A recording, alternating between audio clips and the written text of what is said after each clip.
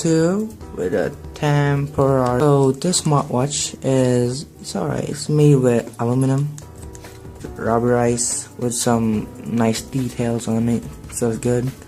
Slot, and this is the memory card.